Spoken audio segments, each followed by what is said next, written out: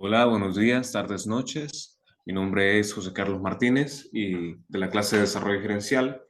Y el día de hoy vengo a presentarles una capacitación sobre la organización empresarial y el liderazgo y cómo utilizar una buena organización empresarial y desarrollar un buen liderazgo para mejorar la efectividad y productividad en nuestras futuras organizaciones.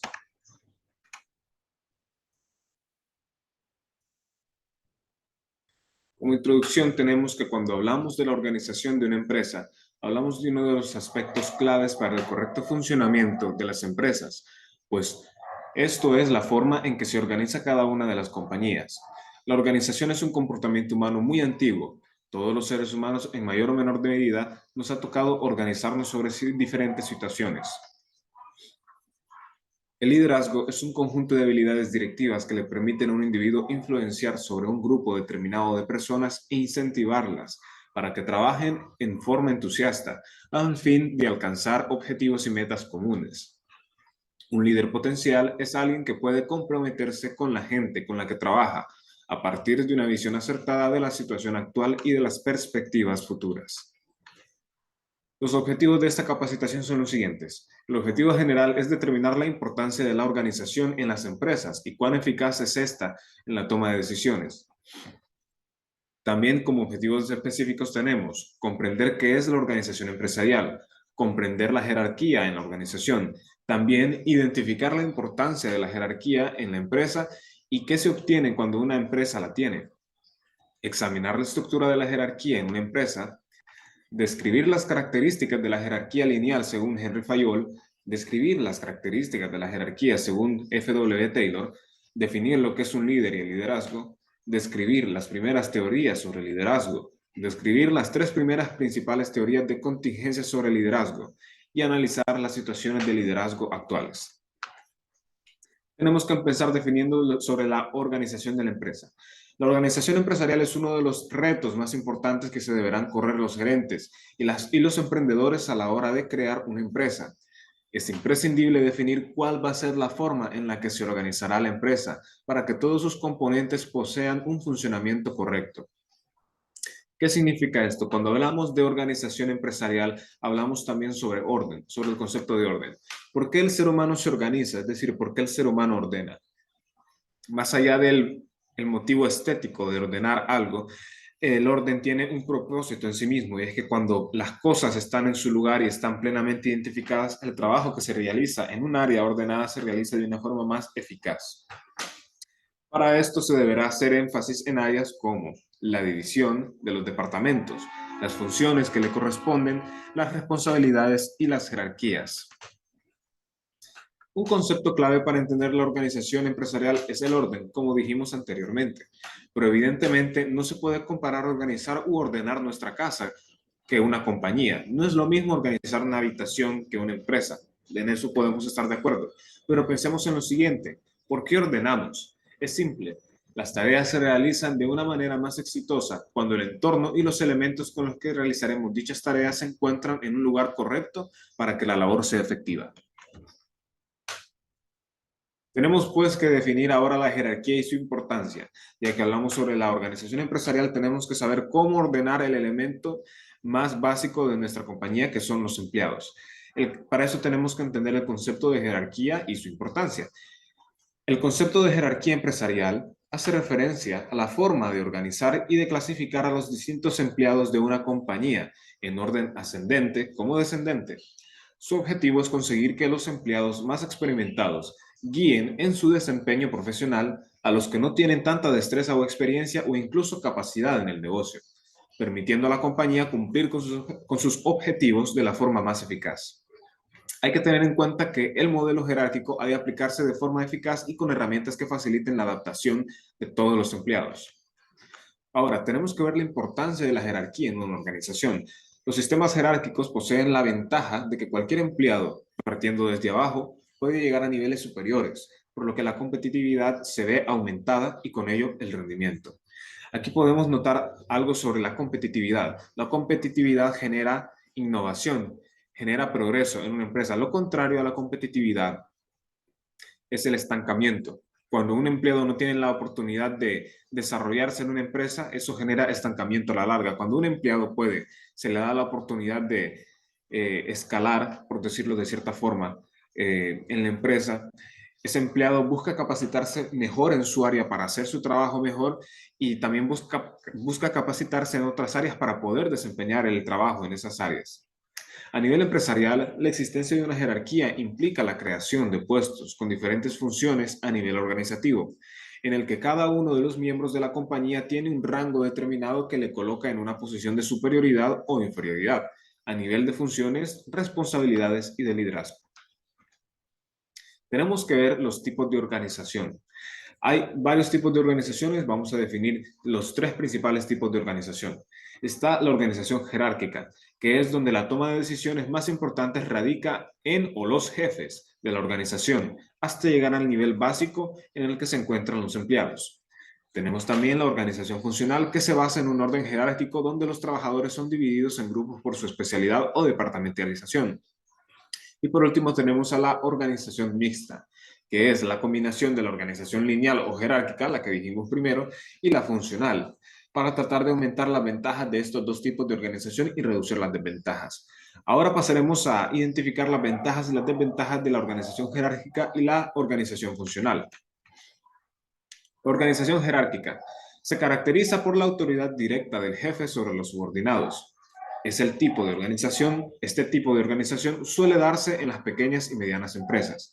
¿Cuáles son sus ventajas? La línea de autoridad está claramente definida, es decir, el jefe es el jefe y los subordinados son los subordinados y están subordinados, valga la redundancia, a someterse al, a las reglas del jefe y a las órdenes de sus superiores. Los trabajadores conocen de forma clara y precisa sus tareas. Los trabajadores también saben de quién dependen jerárquicamente. Ahora, ¿cuáles son las desventajas del modelo de organización jerárquica? Primero y principal, las comunicaciones son muy lentas, ya que cada director tiene toda la responsabilidad de una amplia variedad de actividades y o departamentos, y este no tiene el conocimiento de todas estas. Los directores, los jefes de departamento, por decirlo así, encargados de varias áreas dentro de una empresa u organización, no siempre saben el 100% cómo funcionan sus áreas.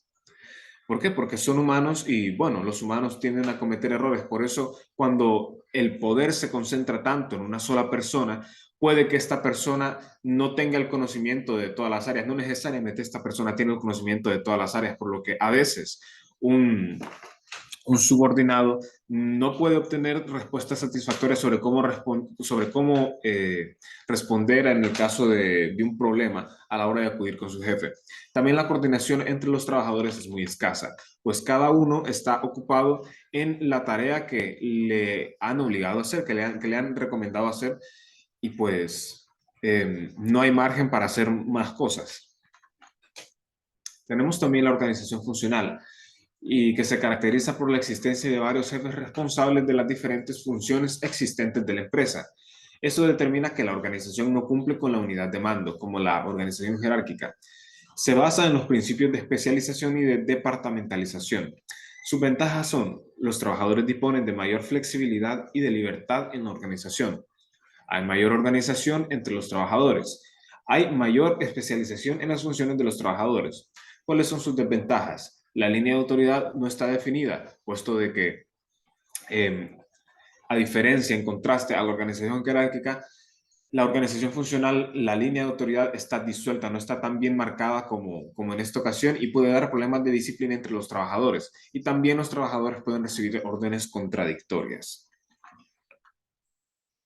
Ok, ya vimos lo que es la organización, los tipos de organizaciones y cómo organizar a nuestros empleados. Ahora tenemos que saber cómo organizar al ambiente de nuestros empleados, o sea, los departamentos. Descripción y diseño de los departamentos de una compañía. Tenemos que empezar por definir qué es un departamento. Un departamento es una unidad funcional de cualquier empresa. A esto se les asignan una serie de funciones y responsabilidades concretas. Para que un departamento desarrolle dichas funciones, este cuenta con una serie de recursos y personas que hacen posible su puesta en marcha, o sea, su funcionamiento. ¿Qué departamentos componen una empresa o compañía y cómo estos se relacionan? Esto dependerá mucho de la empresa a la que nos estemos refiriendo. Aunque hay departamentos básicos, entre comillas, por llamarlos de alguna forma, los cuales son compartidos por casi la mayoría de empresas, hay otros más específicos, pero no menos importantes, que las empresas poseen. En esta ocasión vamos a mencionar 5 departamentos comunes en una empresa, departamentos que conforman una empresa habitualmente. Como número 1 tenemos el departamento de finanzas. Este es el encargado del control financiero de la empresa, tanto desde el punto de vista de los ingresos como de los gastos. Asimismo, todo relacionado con los beneficios, el crecimiento y las cuentas en general. El Departamento de Recursos Humanos es otro de gran importancia, pues es el departamento encargado de contratar a las personas que prestan servicios dentro de la empresa y está conformado por personas capacitadas para seleccionar a las personas correctas para los distintos tipos de trabajo y cargos que la empresa requiere. También se encarga de evaluar, este es como un paréntesis, el rendimiento de esas personas y si le es rentable a la empresa en términos económicos seguirlas teniendo dentro de la compañía. El departamento de compras. Este departamento suele ser uno de los menos conocidos a nivel general por los novatos. Su objetivo es realizar y llevar un control de todas las compras necesarias para que la empresa desarrolle la actividad. Este departamento se confunde normalmente con el departamento de finanzas porque se cree comúnmente que el departamento de finanzas hace lo mismo que el departamento de compras, pero no, el departamento de compras es otro departamento aparte. Departamento de gestión y administración. Este departamento se encarga de la correcta gestión interna de la documentalización necesaria para que la actividad económica de la empresa se ajuste a los requerimientos y obligaciones que marca la ley. Ahora, aquí es donde tocamos el tema de cómo se relacionan los departamentos entre sí. El departamento de gestión y administración normalmente suele estar dividido en 3 partes. Número 1, departamento fiscal, que se ocupan de tramitar, controlar todos los impuestos correspondientes a las actividades empresariales de la empresa, como los IVA, o sea, los impuestos sobre la venta. También está el departamento laboral, que se encarga de los contratos, nóminas, finiquitos, seguro. En pocas palabras, el departamento laboral se encuentra en el departamento de recursos humanos. Departamento contable, que en pocas palabras se encarga de la contabilidad de la empresa. Y por último está el departamento directivo, que está conformado por los cargos más altos de la empresa, además del presidente y o administrador. Y este es el departamento más importante porque es el que tiene el poder de decisión. Todas las decisiones que se tomen en el departamento directivo repercuten, para bien o para mal, en una compañía. Ahora, factores que influyen en la estructura organizacional. Pudimos llegar a pensar en un principio, cuando vimos la presentación, que uno podía escoger cualquier estructura organizacional que le pareciera más conveniente para su compañía, pero eso no es así en todos los casos. Existen ciertos factores que influyen e incluso determinan cómo será la estructura organizacional de una organización. Todo negocio o emprendimiento, desde el más pequeño, debe contar con una estructura organizacional bien definida y funciones claramente demarcadas.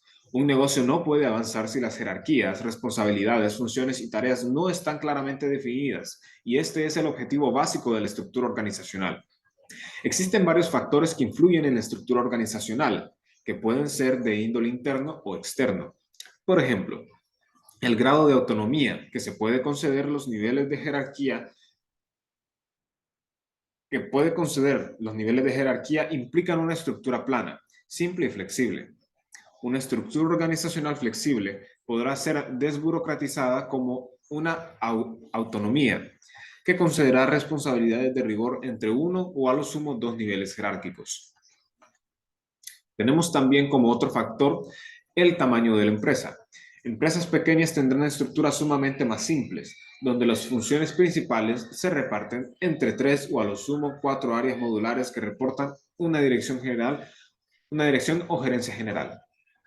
El tamaño de la compañía es algo muy importante, pues la estructura organizacional de una multinacional con presencia en los 5 continentes no va a ser la misma que la de una empresa o de una organización que como a lo mucho tiene 3 sucursales en todo el territorio de un país. Depende mucho de las necesidades de la empresa, de su capital y de cómo ésta va creciendo. Cultura, misión y visión empresarial. Una declaración de la misión y la visión no solo son algo como un par de lemas de mercadeo en los folletos corporativos. Estas deben resumir las creencias de la empresa. Disposición a los cambios internos y externos. La estructura organizacional debe ser flexible y capaz de adaptarse a los dinamismos que caracterizan los tiempos actuales. Tenemos también las prioridades corporativas. No todas las prioridades son los mismos en todas las organizaciones. Si la empresa dedica más recursos a las operaciones que a las ventas, entonces con el tiempo el departamento de producción será más influyente en la estructura de la empresa y podrá estar más arriba que otras áreas. También está la capacitación e intercambio entre las áreas. La capacitación adecuada contribuye a fomentar una estructura organizacional saludable. La monotonía y la rutina pueden ser factores de desmotivación, de desmotivación y traen problemas a la organización. Una vez visto el tema de la organización, el orden, la estructura organizacional y la departamentalización de las empresas, tenemos que ver el liderazgo. ¿Cómo aplicar el liderazgo de una forma efectiva en nuestra organización? Pero para eso tenemos que entender primero qué son los líderes, qué hace un líder y qué es el liderazgo. La definición de un líder es alguien que puede influir en los demás y que posee autoridad gerencial. Liderazgo es lo que hacen los líderes. Es un proceso de guiar a un grupo e influir en él para que alcance sus metas. Primeras teorías sobre el liderazgo. Las personas se han interesado por el liderazgo desde que comenzaron a agruparse para lograr sus objetivos. Sin embargo, no fue sino hasta la primera parte del siglo XX que los investigadores realmente comenzaron a estudiar el liderazgo. Teorías de los rasgos. Las investigaciones sobre liderazgo en las décadas de 1920 y 1930 se enfocaban en aislar los rasgos de los líderes, es decir, las características que diferenciaban a los líderes de los no líderes. Algunos de los rasgos estudiados incluían estatura, apariencia, clase social, estabilidad emocional, fluidez del discurso y sociabilidad. A pesar de los mejores esfuerzos de los investigadores, fue imposible identificar un conjunto de rasgos que siempre diferenciara a un líder, la persona, de un no líder. Teorías del comportamiento. A medida que el interés por los diferentes tipos de liderazgo y sus consecuencias han aumentado, se han introducido varias teorías de liderazgo para explicar exactamente cómo y por qué ciertas personas se convierten en grandes líderes. La gente ha estado interesada en el liderazgo a lo largo de la historia de la humanidad, pero ha sido relativamente reciente la aparición de varias teorías de liderazgo de manera formal, aumentando el interés por este tema en la primera parte del siglo XX. Procederemos a continuación a ver las diferentes teorías de contingencia sobre el liderazgo. Está el modelo de Fiedler. El primer modelo integral de contingencias para el liderazgo fue desarrollado por Fred Fiedler. Este modelo proponía que el desempeño efectivo de un grupo dependía de hacer que coincidieran el estilo del líder y la cantidad de control e influencia en la situación. Determinado de un modo sería más efectivo en diferentes tipos de situaciones. Las claves eran, número 1, definir aquellos estilos de liderazgo y los diferentes tipos de situaciones y después, número 2, identificar las combinaciones apropiadas de estilo y situación.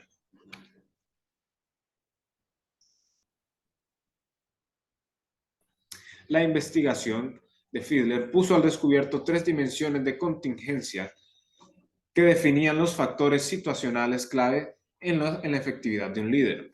Relaciones líder-miembros, grado de fe, confianza y respeto a los empleados y respeto que los empleados sentían por su líder, calificados como buenos o malos.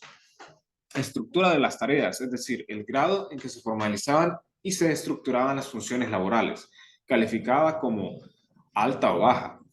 Poder por posición, grado de influencia de un líder sobre actividades como la contratación, los despidos, la disciplina, los ascensos y los aumentos de sueldo, calificado como fuerte o débil. Teoría de liderazgo situacional de Hersey y Blanchard. Paul Hersey y Ken Blanchard desarrollaron una teoría de liderazgo que se ha ganado la aceptación de los especialistas en el desarrollo gerencial. Este modelo llamado teoría de liderazgo situacional, TLS, es una teoría de contingencia que se enfoca en la disposición de los seguidores.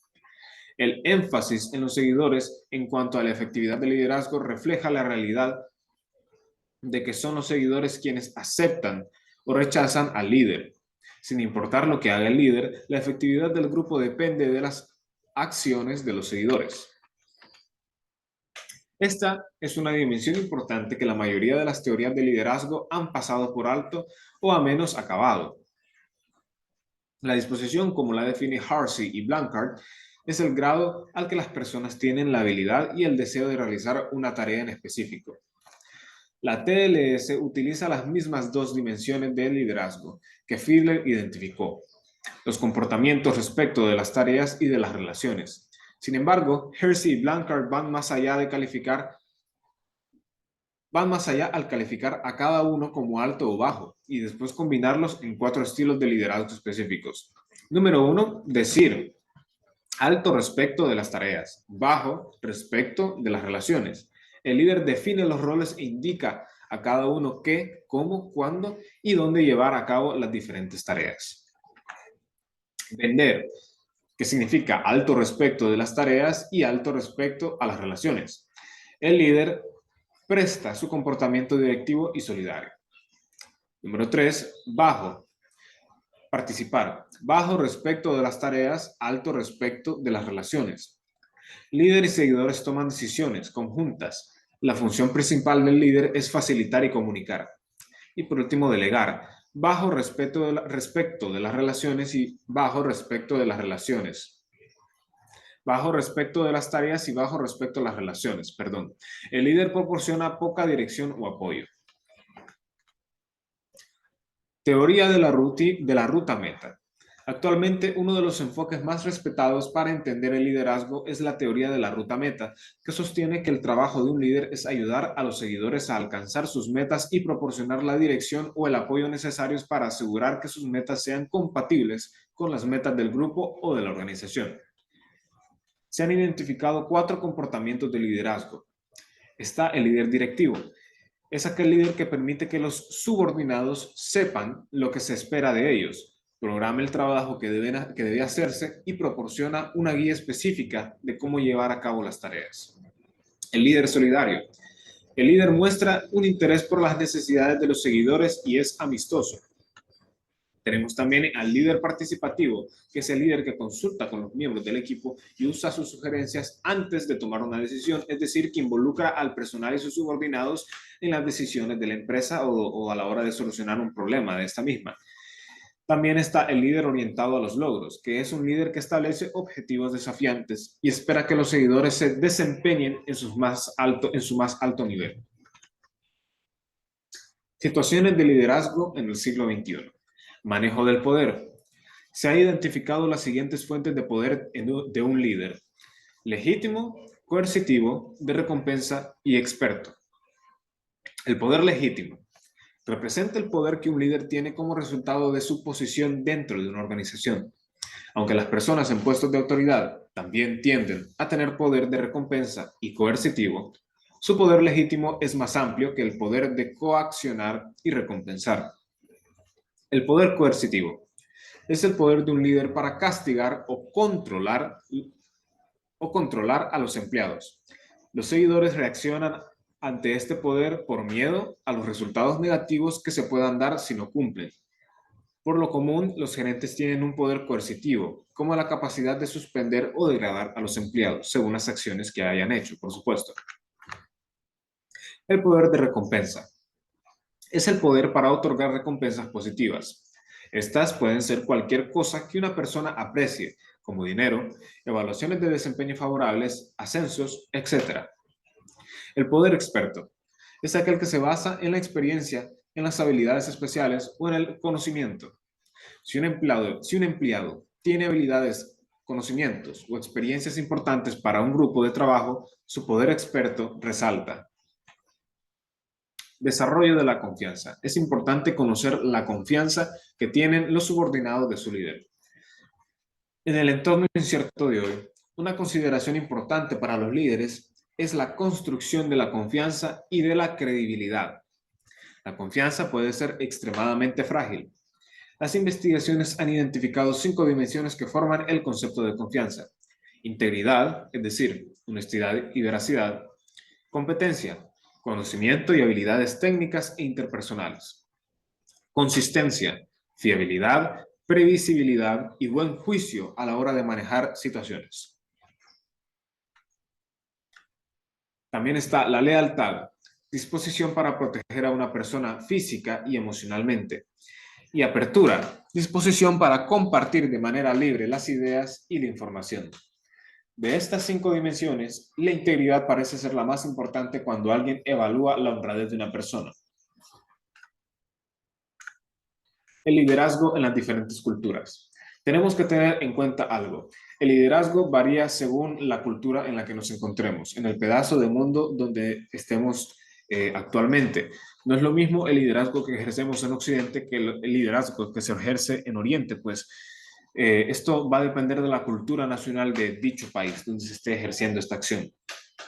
Una conclusión general que surge de las investigaciones acerca del liderazgo es que los líderes efectivos no utilizan un solo estilo, ajustan su estilo a la situación.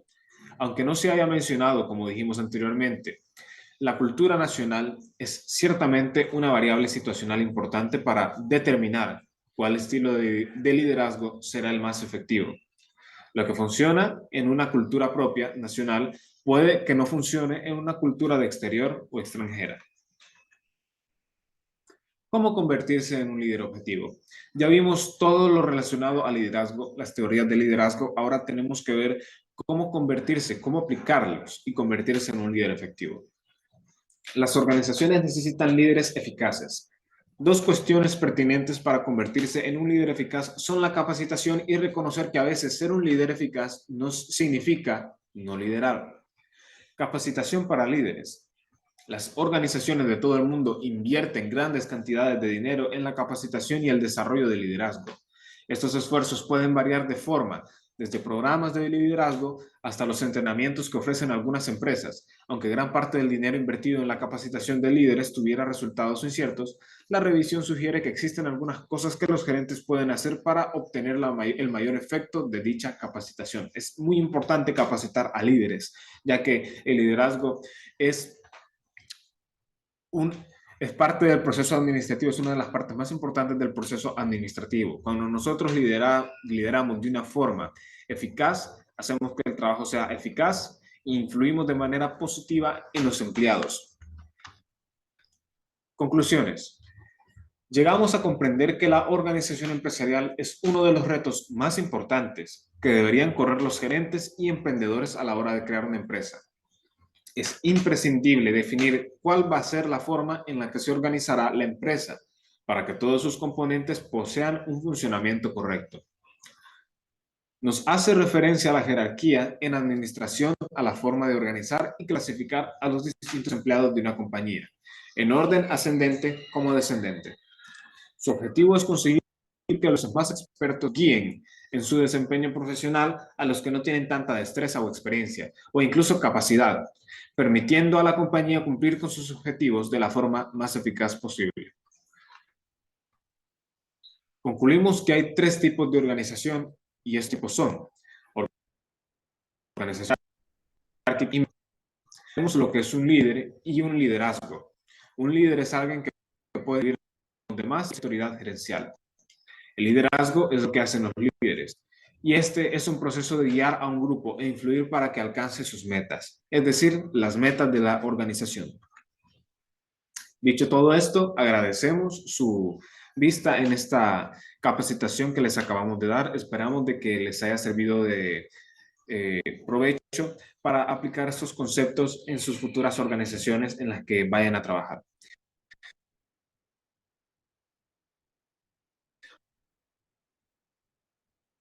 Muchas gracias.